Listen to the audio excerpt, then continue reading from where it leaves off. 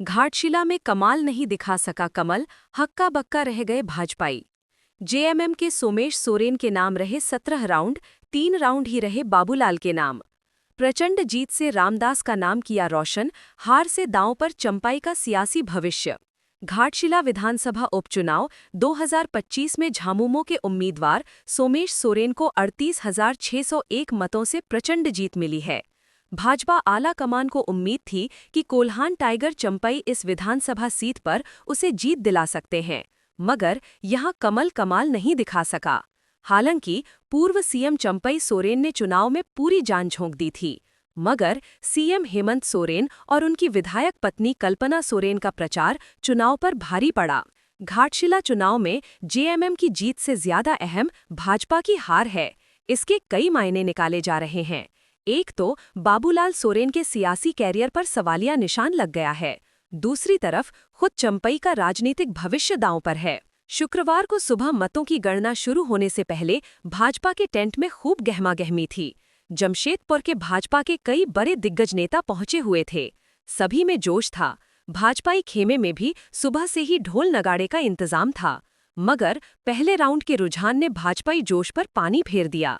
सोमेश सोरेन ही नहीं, जेकेएलएम भी भाजपा से आगे था। पहले राउंड से सोमेश सोरेन बाबूलाल पर हावी हुए तो उन्हें फिर उठने नहीं दिया।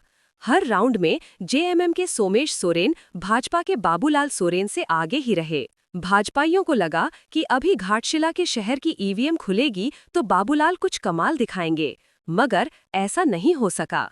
जब चौथा, पांचवां और छठा राउंड गिना गया तो सोमेश सोरेन की लीड कुछ कम होना शुरू हुई। तभी भाजपाइयों की उम्मीद भी बंधी, मगर इसके बाद फिर जेएमएम तेजी से आगे निकलने लगी। 10वें राउंड में जब सोमेश सोरेन की लीड 20,807 वोटों की हो गई तो भाजपाई भी मान गए कि अब मुश्किल है। इसके बाद भाजपा के टेंट से सभी बड़े नेता खिसक गए। दूसरी तरफ झामुमो के खेमे में सुबह से ही हर्ष का माहौल था।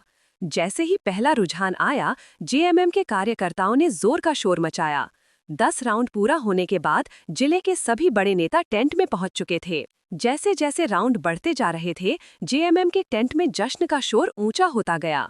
11वें राउंड की मतगणना के बाद जेएमएम के खेमे में पटाखे फोड़े जा रहे थे और मिठाई बंटने का सिलसिला शुरू हो गया था। राउंडवार मतों की गणना की बात करें तो राउंड नंबर 4, 5 और 6 में ही बाबूलाल सोरेन ने सोमेश से अधिक वोट हासिल किए हैं। चौथे राउंड में बाबूलाल सोरेन को सोमेश से 27 वोट अधिक मिले हैं। इस राउंड में बाबूलाल सोरेन ने 4,043 वोट हासिल किए हैं, जबकि सोमेश सोरेन को 3,916 वोट मिले। पांचवें राउंड में भी भाजपा के मतों की गिनती जेएमएम से अधिक ही रही। इस राउंड में बाबूलाल सोरेन ने 4,182 मत प्राप्त किए, जबकि सोमेश सोरेन ने 3,872 मत ही मिले। इस राउंड में भाजपा को जेएमएम से 310 वोट अधिक मिले हैं। छठा राउंड भी बाबूलाल सोरेन के ही नाम रहा। इस राउंड में भाजपा को जेएमएम से 887 मत अधिक मिले हैं। बाबूलाल को छठे राउंड में 4,456 वोट मिले, जबकि सोमेश को इस राउंड में 3,569 वोट ही मिले। बाकी अन्य सभी राउंड सोमेश के ही नाम रहे। सुबह मतगणना तकरीबन 9 बजे शुरू हुई। काउंटिंग का पहला रुझान 9:15 बजे के करीब आया। पहले राउंड की मतगणना से ही जेएमएम ने हावी होना शुरू कर दिया था।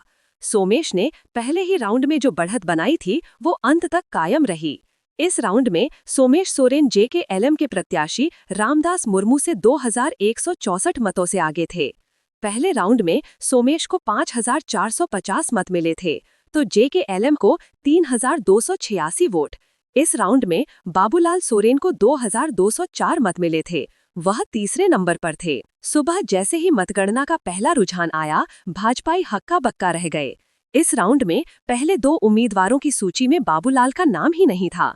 सोमेश सोरेन पहले नंबर पर थे तो जेकेएलएम दूसरे नंबर पर। बाबूलाल तीसरे नंबर पर खिसक गए थे।